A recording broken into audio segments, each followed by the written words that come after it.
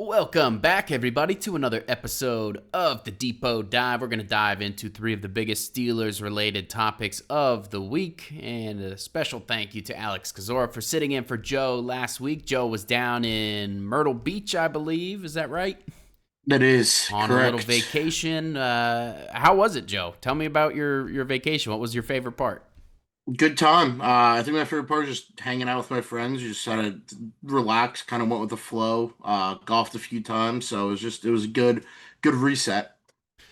Very nice, yes. Reset needed with training camp coming up. Very crazy time of year for those of us in the business. Joe, we've heard of hot yoga, but have you heard of hot blogging? It is 110 degrees in Nashville. Has some of this heat made its way up to you guys up there in the north? Yeah, it is currently like 104, 105 Oh, man. here right now, so definitely a heat wave. It wasn't expecting to get back up here and have it be hotter than it was. At the beach. Um, yeah, but alas, that is what we are currently dealing with. Yes, yes. 110 heat index here in Nashville, and my office is on the second floor. I had to turn the fan off for sound quality for this podcast, so yeah, I'm going to be getting a little bit of a sweat in during this show, I believe. But that aside, we're going to dive into our topics today. We're going to talk about Jalen Ramsey. We're going to talk about Aaron Rodgers, who just appeared on the Pat McAfee Show, some of the things he said earlier today. And then we'll talk about TJ Watt and his ongoing holdout with the team and some of our thoughts there before we answer a listener question. If you want to have your question answered on a future episode, 412-254-3145. You can leave a voicemail or a text, and we will answer that on a future episode.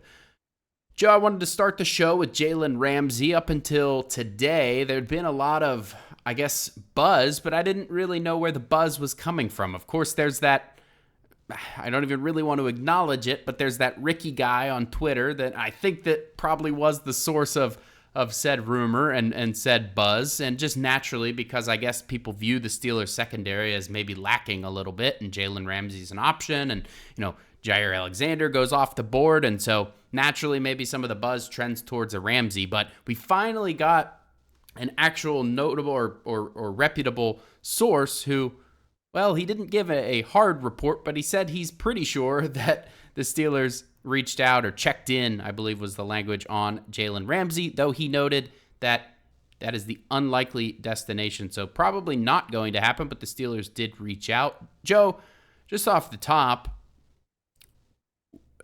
do you think, going after Jalen Ramsey, do you think that's even a good idea? Do you think they need to upgrade the secondary? Where are you at on all of that? I mean, it doesn't really make a whole lot of sense to me. I mean, I can understand if they went after him to play him in the slot, but the money that he's making right now, he's not playing. I mean, he's not worth the money that he's making right now. I don't necessarily get the sense that a restructured deal would necessarily be in place because it seems to be that's why Miami is looking to move him. Um, I mean, the Rams have been a team that's always been floated about. I think that makes a lot more sense. Just where the Steelers are right now, I don't really think outside of playing Ramsey in a slot, they have a clear need for him. They signed Darius Slay. They have Joey Porter Jr. So those two spots are more or less accounted for. So I don't really see where Ramsey really fits in outside of bumping Beanie Bishop off the slot. I mean, I know there's been talks about moving him to safety, but the Steelers have, they have Micah Fitzpatrick and Deshaun Elliott, who they just extended. Neither of those guys are going anywhere. So I don't really understand where, the reported, interest in Ramsey and all that. I just don't think it really makes a whole lot of sense. So yeah, I'm not. I don't really get it. I mean, as Schefter said, the Steelers checked in on him, which, I mean, he's a talented enough player. It's worth if the Dolphins want to give him away for very very little, and you can see what he can do. But it just doesn't seem like something that really matches up. Yeah, the Steelers, I would imagine, check in on just about everybody. I mean, the job of the pro personnel department is to have a grade, first of all, on basically every player available or not in the league, and then to inquire about what it might cost to get those players. And certainly somebody who's a former All-Pro would be somebody that piques your interest to at least figure out what the asking price is. And so maybe that was just a reach out that, checking in, as Schefter said, but not a serious interest as maybe some would have you believe. But I think there's some people running with this idea of like, oh, well, the Steelers are reaching out about upgrading their secondary. What does that mean about what they think about their secondary? And Joe, I think over the last, I don't know, I guess it's been like the last 2 weeks, and I know to a certain degree it was talked about during the NFL draft season and people saying they needed to upgrade the secondary. But it kind of died down after they signed Darius Slay, and I think in general it's kind of popped back up in recent weeks where people are a little down on the prospects of this secondary. Do you think it's a fair, I guess, where do you fall on the secondary overall? Like, is it one of the biggest concerns on the team? Are people kind of overreacting or overblowing it as an issue? Where do you fall? I think it's a little bit overblown right now. I mean, I know people aren't super high on Darius Slay, and he's going to be 34. He hasn't played his best football the last few years, but I think, he's solid as a number two, and if he struggles, you have Brandon Echols, who you signed to, played some valuable snaps for the Jets, and he's been pretty solid. Like, he's a good third quarterback, I think. I think Joey Porter Jr., you look at, I mean, last year didn't take the leap that many people expected, but I don't think it was a bad year by any means. And I think, having another veteran mentor like Slay can be for him this year is going to be important. So I think we're going to see a better version of Joey Porter Jr. this year. And then again on the outside, you have Slay, you have Eccles, then you even have Corey Trice. So you have four, quarterbacks that have started a few games in their career at least. And I think Trice, if he can stay healthy this year, can maybe make more of an impact than we saw last year. We kind of saw him start to get the pick against Denver. He got hurt. Obviously, he had the game against the Bengals that didn't go great, but he had an unavailable task of covering Jamar Chase. And then really it's Beanie Bishop. I think a lot hinges on him. I think he's a fair question mark right now. But I mean, he had some splash plays last year.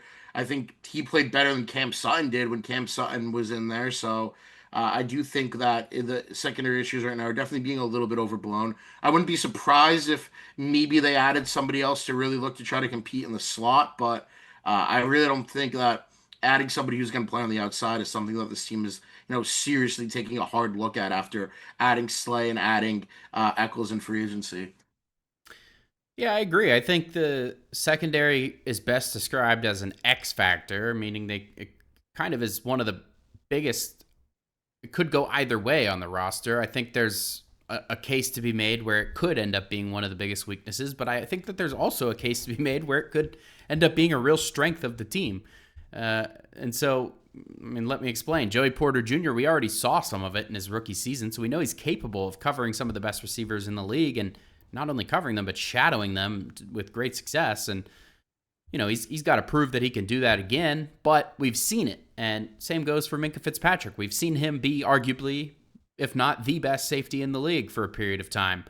Darius Slay, he's, like you said, 34 years old. He'll be turning 35, I think, in January by the time the playoffs roll around. But I think NFL Live had an excellent graphic of him yesterday on their show, and they showed the highest percentage of teams' pass breakups since 2016 for corners around the league. And on that list, Darius Slay was the number one corner on the list with 21% of his team's pass breakups. Jalen Ramsey in second, Travarius Ward in third. And so this is a guy with, incredible production over the last, since 2016. I mean, that's not a short period of time. And yes, he's obviously trailing off. He's not the player he was in 2016, but my goodness, I mean, this is, to me, I'm not viewing this as the same thing as adding a Patrick Peterson late in his career. I think Darius Slay was better than Patrick Peterson was the year before he got to Pittsburgh. And I mean, they certainly paid him to reflect that. I think $10 million. They wouldn't just give that out if they thought he was a toast. So I guess time will tell. But yeah, like you said, Corey Trice Jr., I think the arrow's pointing up for him, and there's been some positive reports about him this offseason. And Brandon Eccles, I mean, the depth alone, I think, is something to be optimistic about. Way better depth than last year. The slot, I guess, is still a question mark, but you're already hearing positive reports about Dante Kent. Omar Khan saying they expect him to contribute sooner rather than later, and he's kind of like that slot specialist type of guy in college. So, yes, there's a lot of what-ifs. I think there's a lot of what-ifs on the entire Steelers roster, but, I don't think it's outlandish to think that this secondary could end up being a big, a highlight of the team. Not to mention, I didn't even mention Juan Thornhill. I think he's an upgrade over DeMonte KZ. Sebastian Castro's another guy who could potentially carve out a role in the slot. They called him a safety, but I mean, he was pretty much almost entirely in the slot at Iowa, filling that role. So I think the secondary stuff's being overblown, though. Yeah, to your point, I think they could add an additional body there. I just don't know who it would be. I guess you could look at Mike Hilton, or I don't know, is Arthur Millette still around, or has he retired or anything? I don't think he has yet, and so I guess he's an option. Although you figure something probably would have happened by now if that was the case. But yeah, I think we'll just wait and see. But I think it's in general being overblown. Who is the weakest link in the secondary? Let's exclude Beanie Bishop, but of the four, Elliott, Fitzpatrick, Porter, and Slay, who is the weakest link?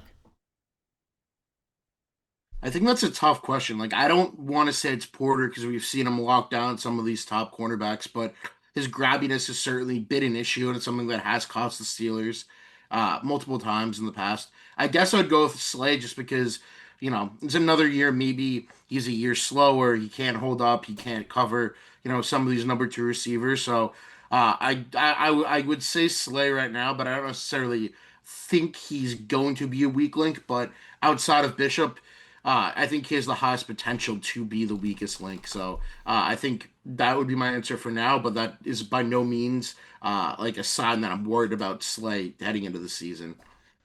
Yeah, and really I was just trying to make the point there of there's no obvious, like, oh gosh, like this guy's going to be a starter on the roster. There's no Valentino Blake or, I don't know, some of the other guys that they've had. Ross Cockrell. Yeah, there's none of these guys on the starting lineup right now. This isn't some...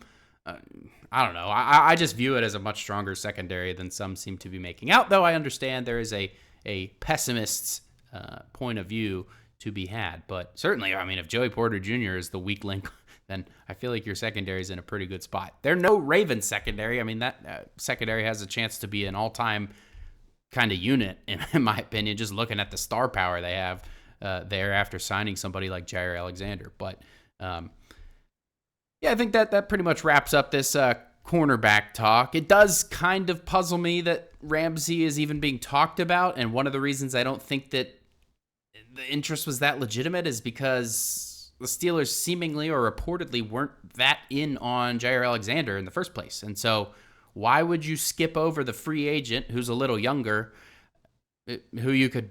I mean, he didn't sign for that much in Baltimore. Why would you skip over that and not be kind of in the mix to sign him? Skip straight over to the guy that's expensive that you have to trade for and that is a little bit older. So that just never made sense to me. I wanted to get that out there. But we'll move on to the second topic, Aaron Rodgers on the McAfee Show today. Joe, it sounds like it's going to be his swan song, his retirement tour in Pittsburgh. Is this a bad thing? I think I've already seen some takes out there. I think, what was it, Trey Essex or one of the Steelers' ex-linemen saying this is probably not a great thing to already have that cat out of the bag before the season even starts. What's your take?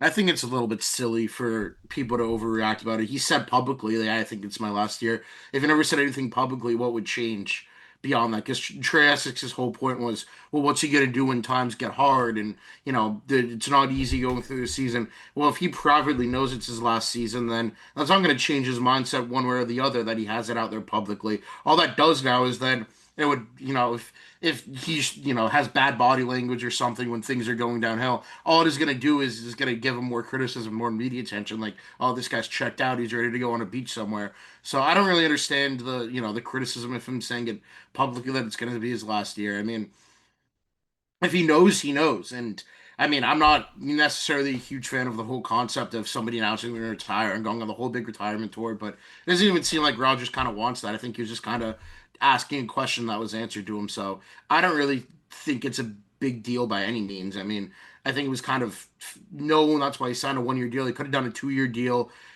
Could have figured something out there. But I mean, I think by signing a 1-year deal, it was pretty much, it was going to be his last year. The Steelers are going to move on in 2026 and try to get their rookie quarterback. So I don't really view it as a distraction or any sort of issue at all.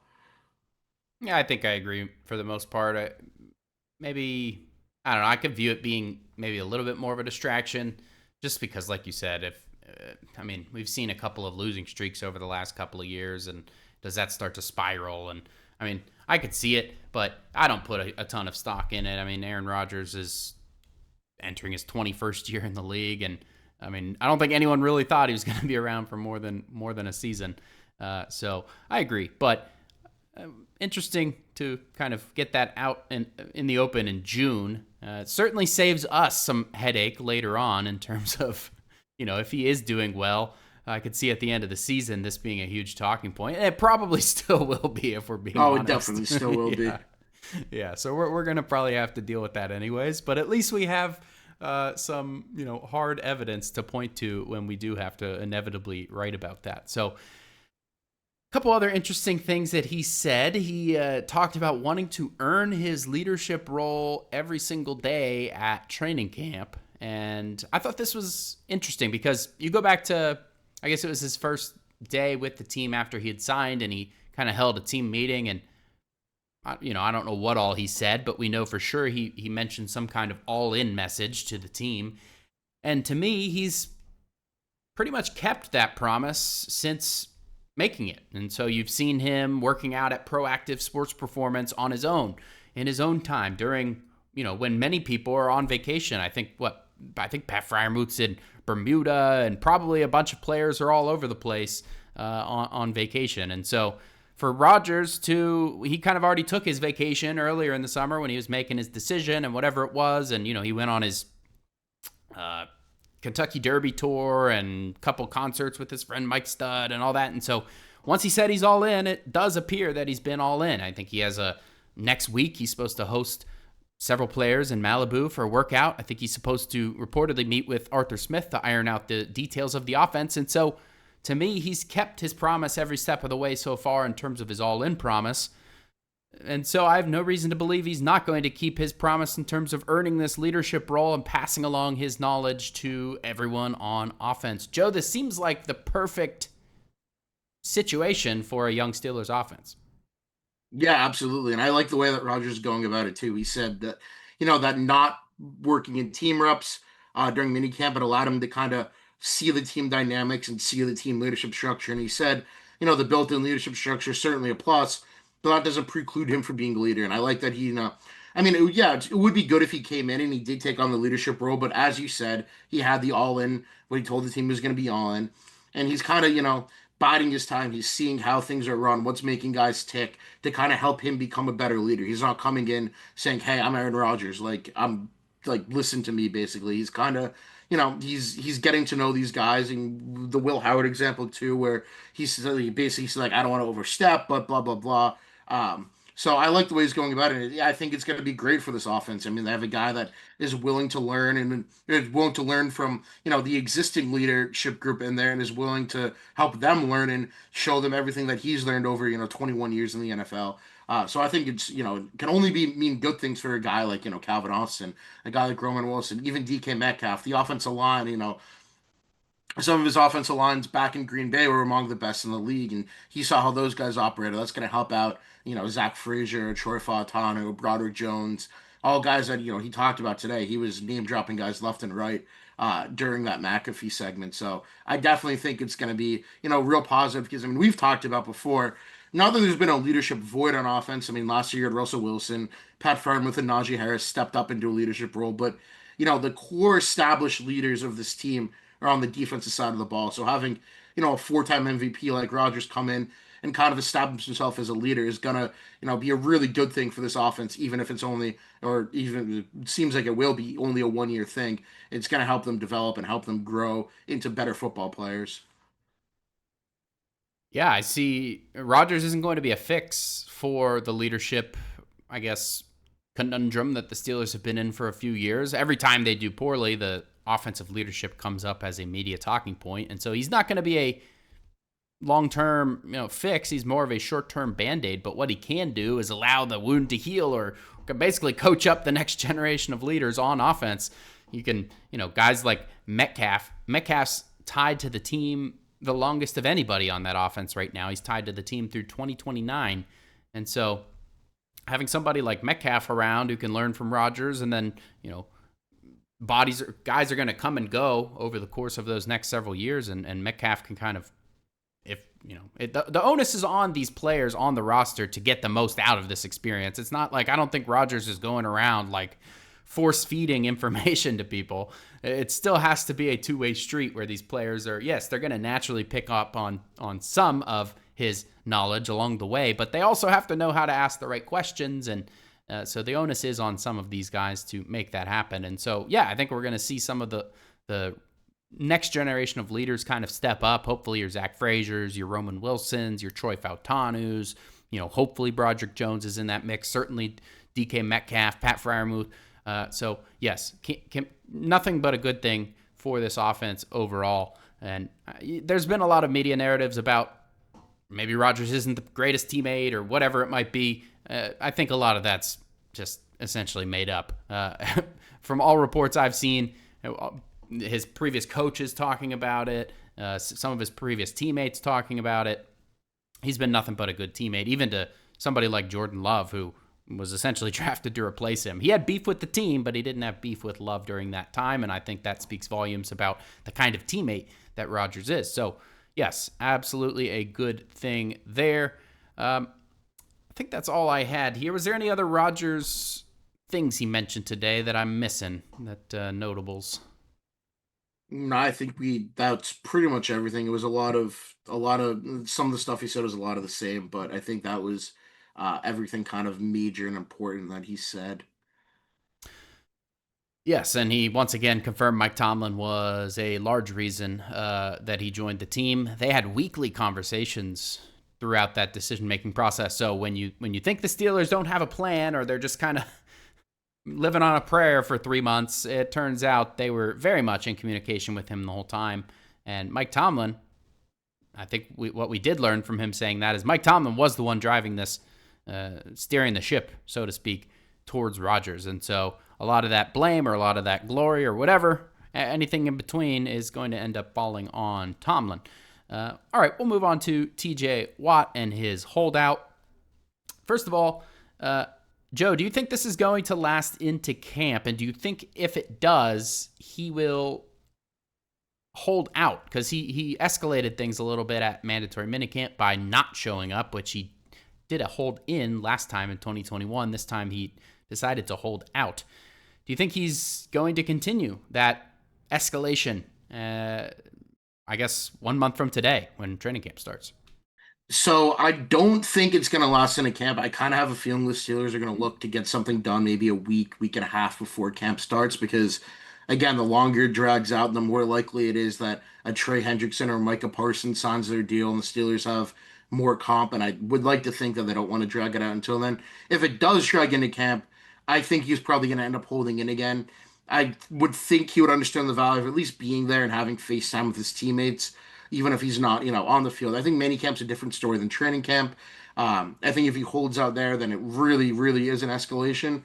So I think it would be more of a hold in. But if he does hold out, then I think he's real serious about wanting to get a deal done and probably beating Myles Garrett. And it's going to be interesting if the Steelers would then wind up caving and giving him more money than maybe they would like. So for his perspective, it might not be a bad decision to hold out, but I don't think it's something that he's going to do. As somebody who, he's talked about how important it is to win in the postseason, win the playoffs. I think being there and having FaceTime with guys, even like Jack Sawyer, I know he's been around Nick Herbig, but Nick Herbig, and just around the younger members of the defense, and being there and being somebody, they can at least, he can at least offer an ear to and, advice here and there as needed.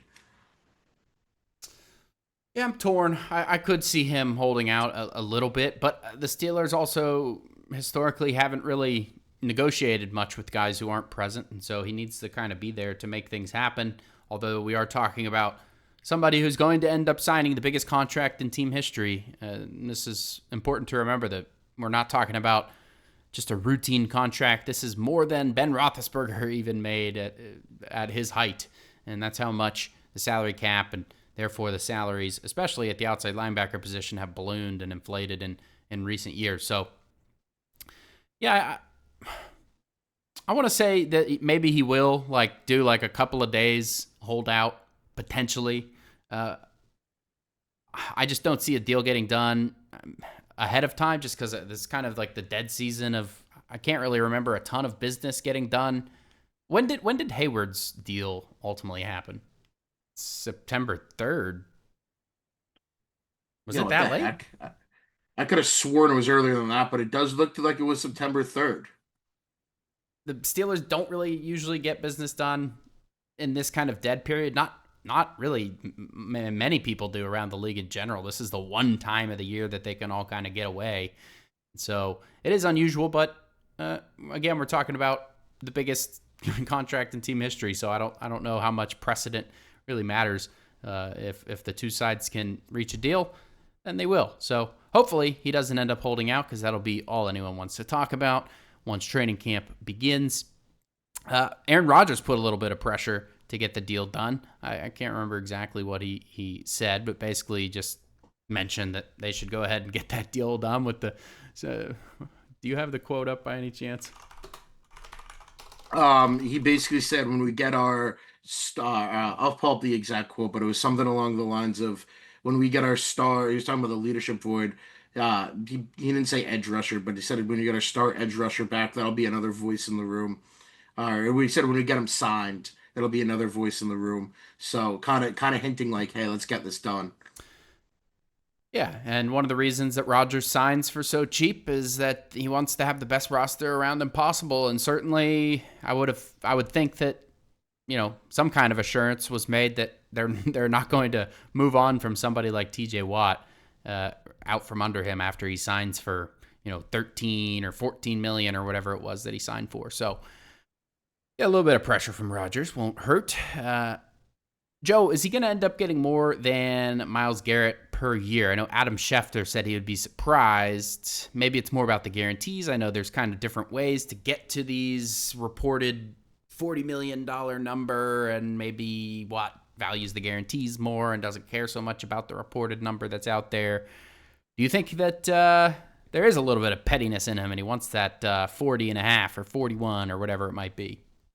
Oh, I'm sure that he definitely wants that number, that there's going to be some pettiness in, but I think both sides are going to have to cave a little bit, and I think he's probably going to come in right underneath what that number is right now. I mean, again, it depends what happens with Parsons, what happens with Hendrickson, because if they come in closer, I mean, in Parsons' case, he could even come in above, I would think. So if that happens, then I think it's a little more likely he beats that number. If the Steelers get it done now, I think it'll be like just a million or two under that number. Yeah, James Palmer, previously of NFL Network for a long time, but now plays insider for Bleacher Report and Underdog. He was talking about, some of what might be holding up the contract stuff. And this is not news, but it is interesting to hear an insider put it this way, basically what he's hearing. And the Steelers' big concern basically being TJ Watt's dip in production at the end of last season, his age, of course, and some of the injuries he's had. And yeah, if you're talking about leverage on the Steelers side, well, if you're talking about leverage on TJ Watt's side, you just basically point to the record books and say, hey, look what I've done. Look what Myles Garrett's done compared to me. I deserve more. If you're on the Steelers' end of things, you point to, yes, well, over the last 5 games, you had what, like I think it was 1 sack or 2 sacks over the last 5 games. Very little production over the last 5 games, including that playoff loss. You talk about the injury. He's dealt with a bunch of minor injuries, and he had that major injury a few years ago. And so I think there are legitimate kind of ways to paint this if you are the Steelers. And of course, the franchise tag is something that is in their back pocket. I don't think that it would ever get to that point, but both sides need to are obviously aware that it is possible. When you're talking about a guy who's due to get a top of market contract, well, the franchise tag is the average of the top 5 paid, and certainly TJ Watt would get more than that in an actual contract. And so, yeah, of course the Steelers are going to say, hey, we have this franchise tag that we could apply to you. No, it would be a really bad look for both sides, because I think Watt would probably hold out. The Steelers would be franchise tagging in the face of their franchise, and it just wouldn't be a good look for anybody, but it does exist, and it's important to remember that it exists when talking about these types of extensions. So I think that's everything I wanted to discuss on TJ Watt. Joe, do you think it would matter if he holds out or holds in all the way until the end of camp, until maybe it's the day before they play or 2 days before they play their first game? Yeah, I mean, the optics of it wouldn't be great, but I think, I mean, as you know, Denzel Martin said, Mike Tomlin said during minicamp, like he's going to be working out maniacally on his own. He's going to want to play his best season especially if there's still contract uncertainty. So I don't think that's going to affect his production or anything at all. I mean, he knows the system. It's not like he's had a position coach change or anything. He knows what's expected out of him. I think Denzel Martin said like he's working harder than anybody, even though he's not here. So I think he's going to put in the work and he's going to be just fine, even if he isn't there. I just think it would be good for him to be there as a leader, as somebody who, you know, really wants to win with his team. But so again, the optics wouldn't be good, but performance production wise, I think he'd be fine. Yep, in 2021, he signed that thing last second and went on to tie the all-time record. So I don't know how much I'm really worried about it, other than just the headache of dealing with the media stuff. But also not too worried about that. I mean, we're talking about Watt. This is a guy who's never really caused any kind of fuss. He's never really created any issues, and so I can deal with I can live with a little bit of media nonsense for just a little bit with him. We're going to move on to our listener question. This one from Brett in San Angelo, Texas. This is Brett from San Angelo. I wanted to get your reaction to a thought about the wide receiver room. There is a discussion that perhaps they didn't get better at wide receiver, at least not substantively, with the move for DK Metcalf in the absence of Pickens. I would argue that Metcalf is a sizable upgrade over Pickens and could have a disparate impact on the offense. And the reason I'm saying this, because if you look at last year, they did not play Pickens in the single wide receiver sets. When they went heavy package, they played Van Jefferson. And there's not a defensive coordinator in the world that had any compulsion about single covering Van Jefferson. That's, I think, a large reason why, even though the high use of the heavy package didn't ultimately prove to be very efficient, because nobody respected Van Jefferson as a receiver. If DK Metcalf can simply be usable in the heavy personnel and force defenses to choose between single covering a guy that can beat you or playing safety over the top and opening up the running game, that one change may suddenly make the heavy personnel that Arthur Smith likes to use much more effective. I've personally thought that choice really hamstrung the offense all season last year, and if he can use Metcalf, it'll take the top off of the heavy package this year. Love to hear your thoughts. Remember, Van Jefferson was 700 snaps, I think, last year. So it was not an insignificant personnel package. Love to hear your thoughts, and I'll shut up and listen for the answer. All right. Brett, thank you, as always, for the question, talking about DK Metcalf and maybe some of the reasons why he is a bigger upgrade over George Pickens than you think. And I think that's a fair point. Joe, I'll give the first word to you. Yeah, I definitely think that's a good point. Even if, Metcalf is getting, the teams probably aren't going to single cover Metcalf as the only receiver out there, but if they do throw the ball in these heavy packages, it could open things up for, Darnell Washington or Pat Freiermuth too, more so than what Van Jefferson did. So I think, not even is Metcalf alone going to be an upgrade. I think he can kind of open things up for some of these other guys as well. Yeah, it was puzzling at times when they wouldn't play Pickens in those situations. I think certainly they will with Metcalf, and there's a reason you paid him the kind of money you did, and why you didn't pay George Pickens that kind of money. They clearly think he's an upgrade, and certainly within the system. I think you're kind of trading. You make a trade-off with Metcalf and with Pickens. They do some of the same things, but I think there's a lot of people comparing like, oh, it's a one-for-one kind of. Nah, I don't really buy all that. Pickens is a way better contested catch guy.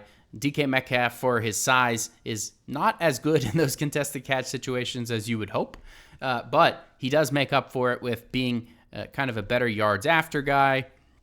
I think he's just got better long speed in general, so he can kind of take the top off better. I think his route running's a little bit better than Pickens. And so, you're trading off some of these spectacular circus catches for, kind of the meat and potatoes of the wide receiver position. And certainly Metcalf is one of the highest effort receivers out there. I think back to that play where he chased down what would have been a pick six, and he put on his tracksuit and ran like 90 yards. I mean, it was one of the most unbelievable plays I've ever seen a receiver make. And so, all that to say, to your point, in the heavy package, I think he absolutely can be a huge upgrade. On top of that, you're talking about Aaron Rodgers, who's actually throwing to the middle of the field, and you're talking about just better personnel all around. The offensive line's better. I think if anyone who's listened to my terrible take yesterday, I painted a pretty optimistic view of the team as a whole, and I think I'm higher on the team in general than most are right now, and this is one good reason to be optimistic. So thank you, Brett, for the question. If you want a question answered on a future episode, that's 412-254-3145. Text or call and leave a voicemail at that number, and we will answer your question on a future episode. And I did want to mention that we will not be having an episode next week. Joe's vacation was last week. I will be on vacation this upcoming week. I'm headed down to the Caribbean to a couple different places with my wife, and so we will not have a show next week. I will be back the following week after that, and so we will catch you guys on, what would that be? That is July the 8th, I want to say. Is that Tuesday? Yes, July 8th will be the next show. So I'm Ross. That's Joe, and we will catch you guys next time.